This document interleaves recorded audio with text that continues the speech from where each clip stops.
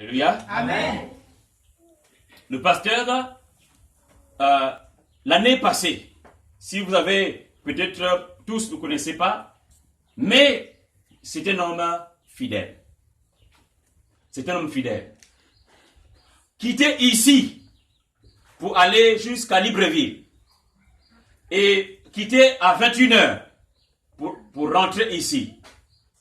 Chaque lundi, chaque mardi, chaque mercredi, pour l'école de formation de l'international de la foi. Chaque jeudi, pour la rencontre d'enseignement à l'église. Et parfois les samedis, pour les réunions de la CPM. Et les dimanches, il était là très tôt, parce qu'il devait faire le service de l'église. C'est là la grandeur d'un homme de Dieu. Amen.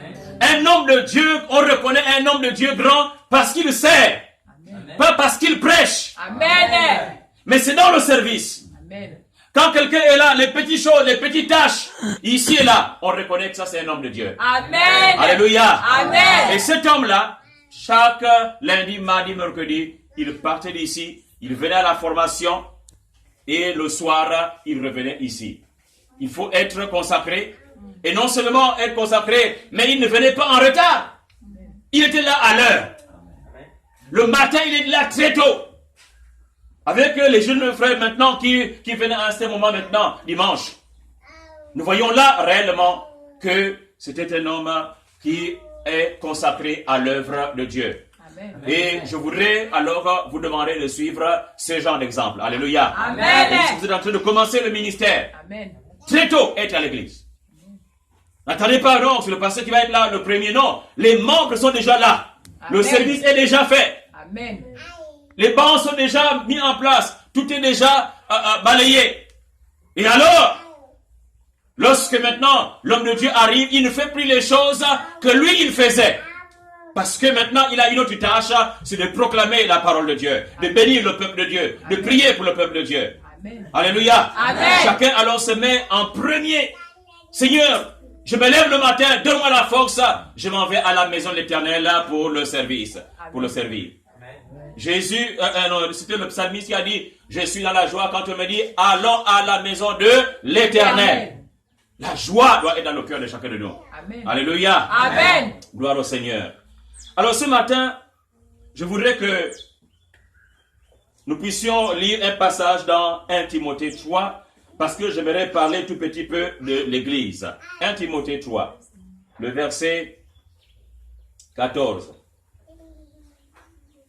Je t'écris ces choses avec l'espérance d'aller bientôt vers toi. Le verset 15.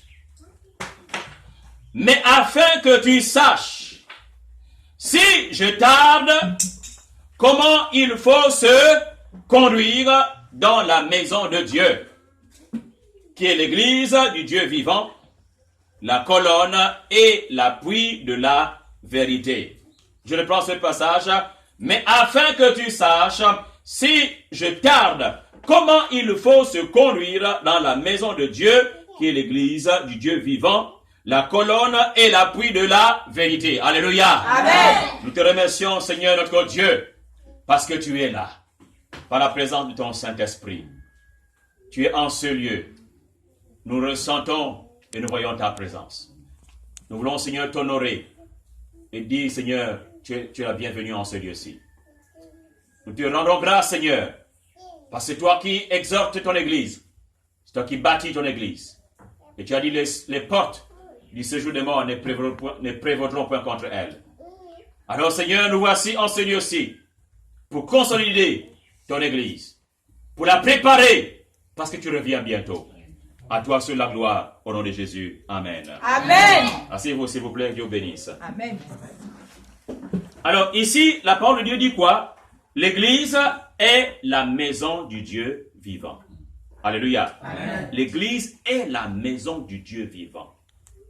L'Église, ce n'est pas la maison d'un homme, mais l'Église, c'est la maison du Dieu vivant.